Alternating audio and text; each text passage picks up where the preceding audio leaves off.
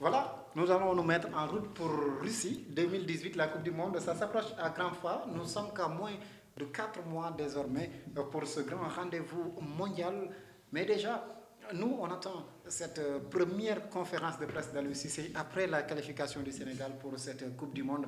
Aliou Cissé qui fera face à la presse demain, ce sera au siège de la Fédération sénégalaise de football pour publier la liste des joueurs qui seront retenus pour les deux prochains matchs amicaux. Ce sera face à l'Ouzbékistan, ce sera donc au Maroc le 23, et puis face à la Bosnie le 27 du même mois, le mois de mars. Donc, à partir de cette liste, on aura peut-être, Soumaré, une idée du groupe qui va aller en Russie. Effectivement, on aura une idée, parce que là, durant les deux premiers matchs, il va essayer de voir quelle est la meilleure équipe possible pour la Russie, quels sont les 23, je ne dirais pas type, mais les 23 sur lesquels il va pouvoir s'appuyer pour former un bon groupe, parce qu'un bon groupe, c'est, à part le 11 titulaire, il y a 11, les autres joueurs vont essayer de bien cohabiter ensemble. Je pense qu'il va falloir qu'ils gèrent tout cet aspect-là. Et je pense qu'à partir de ces deux matchs amicaux-là, il aura une idée. Peut-être il y aura peut-être 3 ou 4 places à pourvoir par la suite. Mais je pense qu'à partir de ces deux matchs-là, il aura une vision à peu près par rapport à ce qu'il voudra faire. Est-ce qu'on peut s'attendre à des surprises pour cette liste pré-mondiale? Il a l'habitude de faire des surprises parce que je pense qu'il y a 2 ou 3 joueurs qu'il est en train de démarcher. Donc je pense que dans cette liste de 23, il y aura certainement 2 ou 3 invités. Alors, disons, ces temps-ci, on parle beaucoup de Ferland Mendy qui aurait quand même déclaré qu'il n'a pas encore n'a pas encore tranché, aussi bien pour le Sénégal que pour la France. En tout cas, ce qui est clair, c'est que cet arrière-gauche de l'Olympique lyonnais, déjà 13 titularisations avec l'OL, très talentueux aussi, ça tout le monde le reconnaît, mais il a une double nationalité. Est-ce que vous voyez Ferland porter le maillot national sénégalais? Moi, en tout cas, c'est mon souhait le plus absolu, parce que dès que je l'ai vu jouer une fois, je me suis dit, voilà un arrière-gauche très prometteur.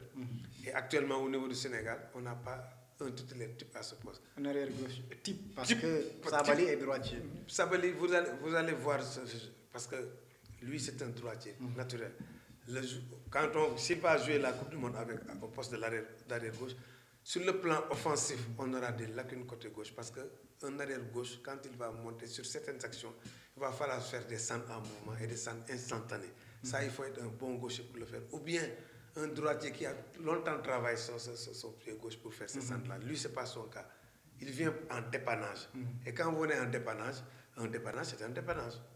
Et si jamais on a un latéral gauche type, si on a un latéral type comme Ferland Mendy, Sabali, on va le mettre à droite. Et Lamine Gassama, moi, je préférerais Sabali à droite, parce qu'il joue dans un championnat beaucoup plus relevé que le championnat de et puis en termes de qualité aussi. En termes de qualité. Donc là, il n'y a pas de doute possible. Même si Gassama est bon, mais il peut être quand même un bon remplaçant par rapport à ce poste de l'arrière droit. Mais si on a un bon arrière gauche, voilà, une bonne doublure, parce que là, comme on l'a dit, parce que côté gauche, c'est pratiquement, je ne dirais pas un désert. Depuis la blessure de Pam Ndiaye Souaré, on a essayé beaucoup de joueurs, mais les autres, comme Adam Mbeng, ils sont encore jeunes. La Coupe du Monde, ce ne sera pas...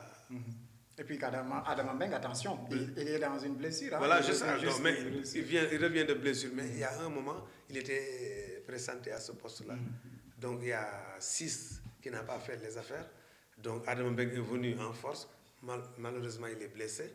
Maintenant, comme solution, il n'y avait que Sabali à gauche. Mais il nous faut pour cette Coupe du Monde un arrière-gauche, type gaucher, genre Ferland Mendy.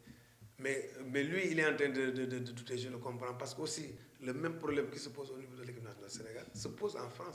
En France, il n'y a pas un arrière-gauche qui émerge de l'eau. Les Kurzawa, c'est des joueurs qui sont...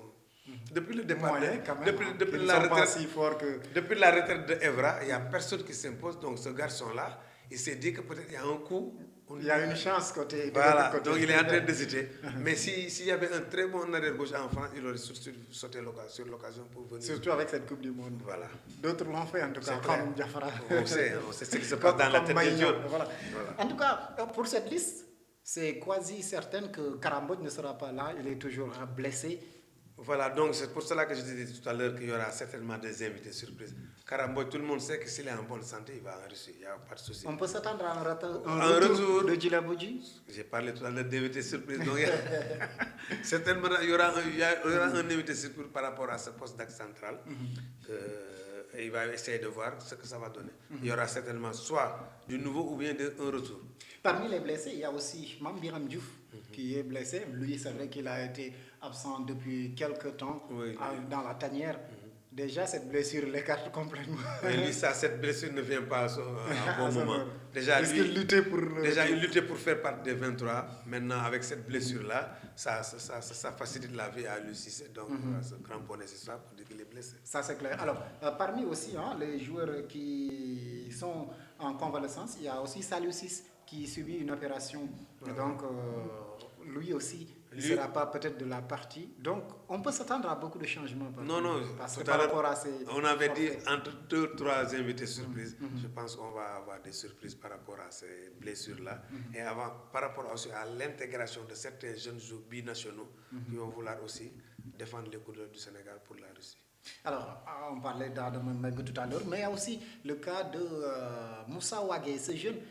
Lui, on ne parle pas de blessure, mais il ne joue plus avec les Open, c'est en Belgique. En Belgique, oui. Lui, son problème est beaucoup plus complexe parce que d'abord, c'est un jeune joueur qu'on a intégré rapidement en équipe nationale, mais on avait dit aussi qu'il n'avait pas encore l'envergure physique, surtout 100 ans, par rapport à ces compétitions de très, très, très haut niveau. Il va falloir être costaud mentalement, techniquement, mais il faut être costaud dans le vrai sens du terme, c'est-à-dire pouvoir gagner des duels physiques, avoir un impact physique. Je pense que lui, il a encore du chemin à faire.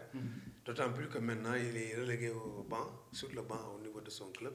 Ça va rendre encore la situation. C'est inquiétant, surtout qu'il joue dans un championnat moins hypé que les autres, en tout cas. Ouais. Et puis, parmi les retours, on peut s'attendre, bien évidemment, Ismaël Sarr qui a rejoué et qui brille d'ailleurs de mille feux. Il y a aussi le retour de blessure de Opanguet pour le FCMS. Donc, pour ces jeunes, ils seront là. Oui, sans aucun doute, parce qu'Opanguet, pour l'ensemble de son œuvre durant le dernier match du Sénégal, il a marqué un très joli but contre l'Afrique du Sud. Ismaël Sarr, tout le monde attendait son retour. Lui, s'il est en bonne santé, il fait partie du... Même parfois, s'il est un peu convalescent. S'il est un peu convalescent, il peut venir, parce que là, c'est un des atouts offensifs de Cissé. Alors, un autre atout, peut-être qui est peut-être zappé depuis quelques temps par Cissé, c'est Famara Diédhiou qui était blessé, mais qui est revenu depuis quelques semaines et qui marque, parce qu'il a déjà 8 buts, je pense, en championship. Oui, vous savez, ce genre de joueurs, on l'avait rappelé dans nos précédentes émissions, qu'il y a des moments où les joueurs font de mauvais choix sportifs.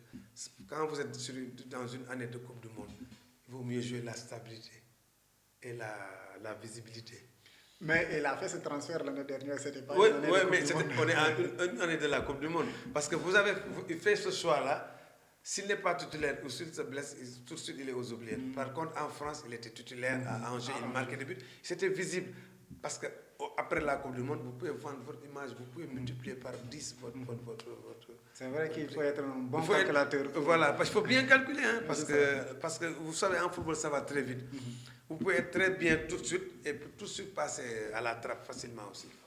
Donc je pense qu'il y a des choix qu'on doit faire durant sa carrière qui doivent être des choix judicieux et intelligents.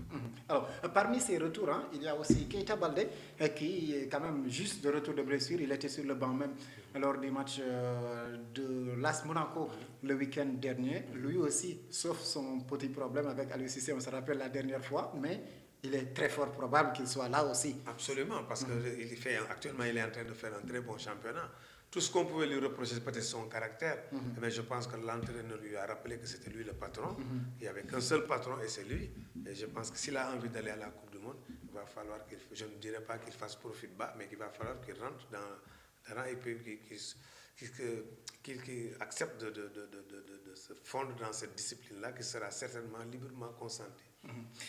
Merci, c'est tout ce qu'on pouvait dire pour ce numéro. Mais c'est moi qui vous remercie. Merci aussi à Benzo Dession pour la caméra. Merci à Vincent Gomis qui va assurer le montage. Merci à vous de nous avoir suivis, très chers internautes. On se donne rendez-vous la semaine prochaine. Ciao, ciao.